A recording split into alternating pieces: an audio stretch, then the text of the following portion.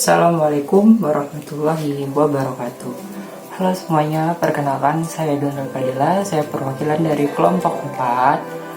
Sebelum itu, izinkan saya untuk memperkenalkan kelompok-kelompok saya atau introduce my group. Yang pertama ialah Ananda Farhan Saifullah, yang kedua ada Lin Sururoh, dan yang ketiga ada Muhammad Ibnu Yahya, serta Edo Nur Padilla selaku saya sendiri. Pada kesempatan kali ini, kelompok 4 akan mempresentasikan konsep nubuah dan risalah dalam Islam, serta peran penting Nabi dan Rasul dalam menjalankan dan mempraktikkan ajaran Islam. Pada implementasi yang pertama, kita akan membahas tentang memahami konsep dari kenabian. Pada konsep kenabian ini terbagi menjadi dua, yaitu Nabi dan Rasul. Serta implementasi kedua, menurut Syahid Hussein Al-Fandi Al-Jids, istilah Rasul ialah manusia yang ditugaskan oleh Allah untuk memberikan wahyu kepada umatnya. Secara etimologi, Nabi berasal dari kata al-naba, yaitu orang yang berharga. Sedangkan secara terminologi, Nabi itu adalah al-nabi, yaitu orang yang ditugaskan atau diperintah untuk mengajarkan wahyu kepada umat-umatnya atau diberi wahyu. Sedangkan Ar-Rasul sendiri ialah pembawa berita.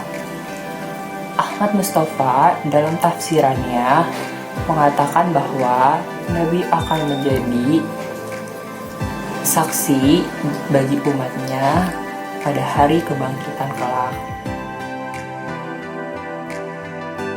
Baik, penjelasan yang kedua yaitu tentang nubuah. Nubuah berasal dari kata naba yang berarti kabar atau berita dan cerita. Nubuah adalah wahyu yang diturunkan kepada Nabi untuk disampaikan kepada manusia. Jadi, nubuah adalah orang yang menjadi pilihan Allah untuk menerima wahyunya, dan kenabian adalah sifat atau hal Nabi yang berkenaan dengan Nabi. Nubuah menurut ahli falsafah artinya perkara yang bukan semata-mata anugerah atau pemberian dari Allah, tetapi manusia juga bisa bila bersungguh-sungguh bisa mendapatkannya. Nubuah menurut Al-Quran artinya nubuah itulah hanya dianugerahkan kepada siapa saja manusia yang dipilih oleh Allah dari kalangan hamba-hamba yang berhak dan layak memikulnya. Orang yang dianugerahkan dinamakan Nabi.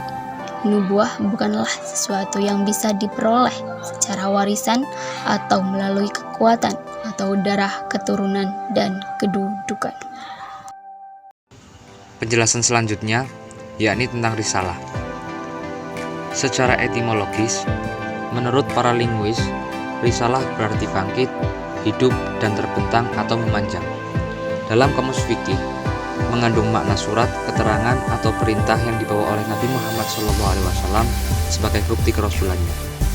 Risalah adalah ajaran-ajaran Allah yang disampaikan melalui perantara seseorang atau beberapa orang rasul untuk mengatur kehidupan manusia dalam hubungannya dengan Allah, sesama manusia, dan makhluk lingkungannya.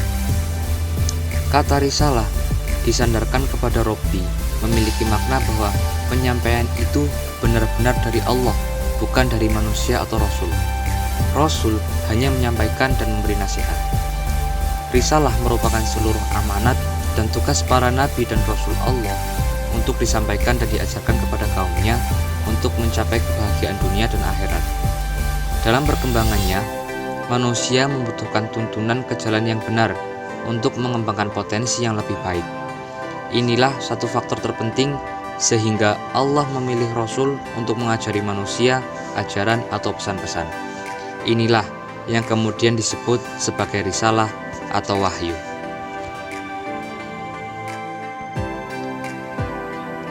Baik, selanjutnya peranan Nabi dan Rasul dalam memahami dan mempraktikkan ajaran Islam.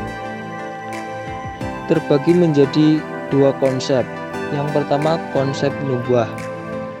Nabi dan Rasul memberi petunjuk kepada manusia tentang keesaan Allah Subhanahu wa Ta'ala dan membina mereka agar melaksanakan ajarannya. Kehadiran Nabi dan Rasul sangat penting, khususnya kepada manusia dan makhluk-makhluk Tuhan yang lainnya. Tuhan yang bersifat dengan segala sifat yang sempurna, sekalian pencipta makhluk di muka bumi ini. Untuk itulah Tuhan mengutus Nabi dan Rasul untuk membawa manusia kepada kebaikan, kejayaan, dan kesempurnaan. Konsep yang kedua, konsep risalah. Pertama, Nabi terus-menerus menyampaikan nasihat, walaupun kaumnya menolak dan membencinya. Dua, Nabi mengajak manusia untuk bertauhid dan menyembah kepada Tuhan yang Maha Esa. Yang ketiga, risalah yang dibawa Rasul mengandung dua hal pokok, yaitu akidah dan syariah.